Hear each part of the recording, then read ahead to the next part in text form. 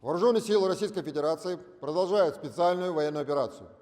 Решение министра обороны Российской Федерации, командующим объединенной группировкой войск сил в районе проведения специальной военной операции, назначен генерал армии Сергей Суровикин.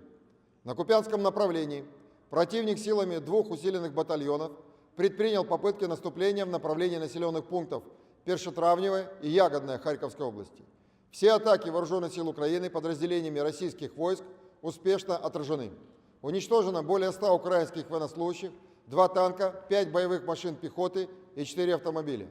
Кроме того, в результате массированных ударов по выдвигающимся резервам противника в районе населенного пункта Петропавловка Харьковской области уничтожено более 110 украинских военнослужащих 14-й механизированной бригады Вооруженных сил Украины и 19-го батальона теробороны.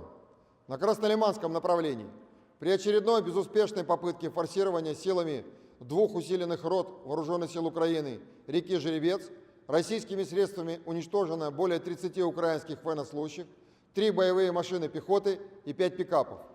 В результате удара ВКС России по пунктам временной дислокации 17-й танковой и 92-й механизированных бригад Вооруженных сил Украины в районах населенных пунктов Северск, Новая и Ямполовка Донецкой Народной Республики уничтожено более 100 украинских военнослужащих и 12 единиц военной техники. На южнодонецком направлении отражена попытка контратаки подразделений 115-й механизированной бригады Вооруженных сил Украины и 1-й бригады президента Украины.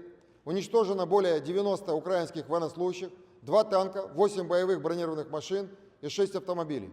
На запорожском направлении высокоточным оружием ВКС России нанесен удар по пункту временной дислокации иностранных наемников в городе Запорожье. Уничтожено более 160 боевиков. На Николаево-Криворожском направлении противник предпринимал попытки ведения наступательных действий силами 3 батальонных тактических групп, танкового батальона и батальона Нацгвардии, прибывшего с Западной Украины, в направлениях населенных пунктов Суханово, Пятихатки, Садок, Ищенко, Брускинская, Карла-Марксовская и Малая Седеминуха Херсонской области. Все атаки украинских сил отражены. В результате нанесения российскими подразделениями огневого поражения противнику уничтожено более 240 украинских военнослужащих, 12 танков, 14 боевых бронированных машин, 8 единиц автомобильной техники и 4 артиллерийских орудия. Ударами оперативно-тактической армейской авиации, ракетных войск и артиллерии поражены 54 артиллерийских подразделения на огневых позициях, живая сила и военная техника в 174 районах. Уничтожены 4 склада боеприпасов в районах населенных пунктов Григоровка Донецкой Народной Республики, Успеновка Запорожской области, Новая Каменка Херсонской области и города Николаев. В районе населенного пункта Высшая Соленая Харьковской области уничтожен узел связи украинской группировки войск. Истребительная авиация ВКС России в районе населенного пункта Чапаевка Запорожской области сбит украинский самолет МиГ-29. Средствами противовоздушной обороны за сутки уничтожены 12 беспилотных летательных аппаратов, в том числе 1 Байрактар ТБ-2. В районах населенных пунктов Новый Буг Николаевской области, Брускинская, Высокая, Карла-Марксовская, Чаривная Херсонской области, Ивановка, Ясная, Зеленый Гай, Евгеновка Донецкой Народной Республики, Берестовое Харьковской области и Новоегоровка Луганской Народной Республики. Кроме того, сбит в воздухе 21 снаряд американской реактивной системы залпового огня «Хаймарс» в районах населенных пунктов Иловайск Донецкой Народной Республики, Новая Каховка, Никольская и Каховская ГЭС, а также баллистическая ракета «У» в районе населенного пункта Червоный Маяк Херсонской области.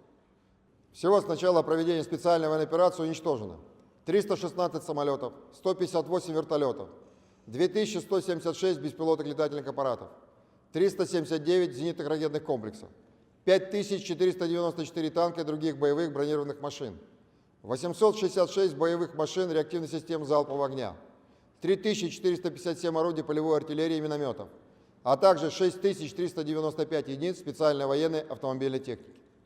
Несмотря на присутствие на Запорожской атомной электростанции представителей МАГАТЭ, киевский режим продолжает провокации с целью создания угрозы техногенной катастрофы.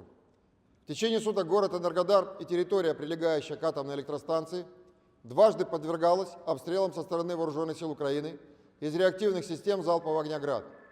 Всего украинскими войсками из подконтрольного населенного пункта Марганец Днепропетровской области было выпущено 15 ракет. В результате попадания украинских реактивных снарядов в район промышленной зоны Выведена из строя линия электропередачи, обеспечивающая собственные нужды станции и электроснабжение города Энергодар. Ответным огнем российской артиллерии огневые средства противника были подавлены. Для обеспечения работы атомной электростанции задействованы резервные дизель-генераторы. В настоящее время завершаются ремонтные работы по восстановлению электроснабжения атомной электростанции города Энергодар. Радиационная обстановка на Запорожской атомной электростанции в норме.